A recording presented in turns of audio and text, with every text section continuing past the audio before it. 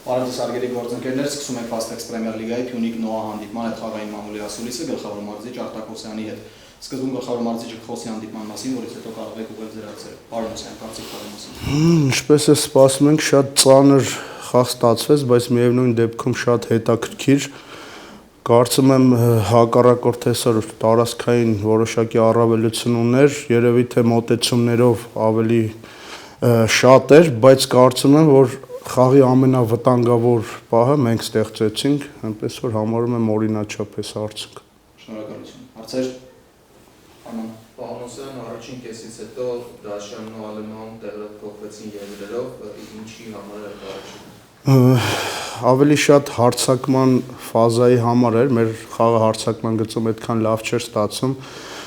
Դրա համար փոխեցինք դիրքերով, Ալեման խավի հետ շատ ավելի լավ է համագործակցում, փորձեցինք այդ փոփոխությունով աջ եզրը ավելի ակտիվացնել։ Շնորհակալություն։ Վահագ։ Պարոն Հոսյան, սկզբից փորձում էիք ավելի, այսպես ասեմ, խիզախ ֆուտբոլ խաղալ, բայց խաղի ընթացքում գնալով ավելի սկսեցիք պաշտպանվել, հասկացաք, որ հնարավոր չէ նմանատիպ ֆուտբոլ խաղալ, դրա համար պաշտպանվեցիք, թե ամեն դեպքում մտածում եք, որ մենք միավոր վաստակերներ արդեն առաջադրանքի կատարվել է, այսպես ասած, եւ այդպես խաղալ։ Ճիշտ եք նկատել, մենք բավական ակտիվ սկսեցինք ու փորձում էինք շարունակել, բայց այդտեղ նաև պետք է նշել հակառակորդի գործոնը, ստիպում էր, մեր մոտ էլ գնդակը շատ չէր մնում, դրա համար անընդհատ այդ անցումային ֆազաներով խնդիրներ էինք ունենում, հետո արդեն ֆիթնեսի առումով, դրա համար ստիպված էինք երկրորդ խաղակեսը ավելի երկրորդ համարով խաղայինք։ Շնորհակալություն։ Հարցեր։ Պարոն Հոսյան, Նոայի դեմ նախորդ խաղի երկրորդ կեսը հատկապես շատ ծանր թիմի համար, Նոան անընդհատ գրովում էր։ Այսօր երկրորդ կեսում ես Փյունիկը կարծես ավելի լավ է պաշտպանում, քան առաջին կեսում։ Ինչպես եք փորձել թիմի խաղափոխել, նաև հոգեբանորեն աշխատել դրան։ Գիտեք, ճիշտն ասած, հենց հոգեբանական առումով էր առաջնային մեր խնդիրը, եթե չեմ սխալվում, 2 տարի է Փյունիկը չի հաղթել Նոային, դա ինչ-որ հոգեբանական բարդույթ է, բայց այսօր դուրս ենք եկել հաղթելու համար, ինչ վերաբերում է կոնկրետ պաշտպանությանը, բնական է, մեր պաշտպանական գիծը բավական փորձառու է, բայց մենք պահանջում ենք նաև առջևի գծի ֆուտբոլիստներից է մեծ ծավալի աշխատանք, ու իհարկե որոշակի տակտիկական նկատառումներ էլ էինք արել, պլյուս խաղի ընթացքում փոխեցինք խաղային սխեման, 5 պաշտպանով սկսեցինք խաղալ, ինչը էլ ավելի ամրապնդեց մեր դիրքերը պաշտպանությունում։ Վահագ։ Հարցը ավելի շատ ամբողջ առաշության հետ կապված է։ Կար էտապ, երբ կար տպավորություն, որ Փյունիկը գնում է դեպի չեմպիոնության եւ շատ քիչ է մնացել այդ չեմպիոնությանը,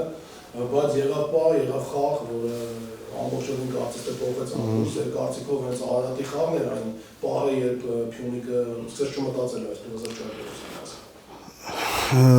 Ես համաձայն եմ ձեր հետ, որ դա Արարատի խաղն էր, բայց չեմ կարծում, որ սկսեցինք մտածել։ Մենք նույնիսկ երբ շատ քիչ շանսեր ունեինք եւ ավելի շատ թեորապես կարող էինք չեմպիոն դառնալ, նույնիսկ այդ ժամանակ փորձում էինք առավելագույնը վերցնել, բայց այդ խաղը կարելի ասել անկյունակարային էր մեր չեմպիոնական ամբիցիաների համար։ Շնորհակալություն։ Այլ հարցեր։ Պարոն Հոսյան, այդ ընդհանուր մրցաշրջանի մասին,